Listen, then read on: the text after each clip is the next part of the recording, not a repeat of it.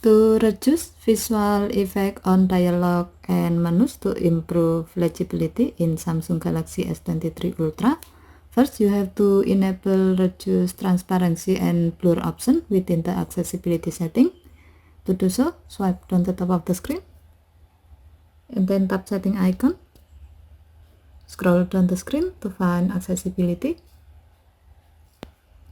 Tap accessibility and then tap visibility enhancement. Scroll down the screen and then tap the gray on off switch next to reduce transparency and blur to enable this option. When the switch turns blue, it means that this option is on and your phone will reduce visual effects on dialogs and menus to make them easier to see.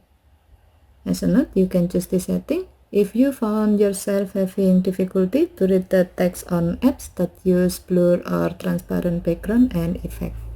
Okay, thank you for watching. Have a nice day.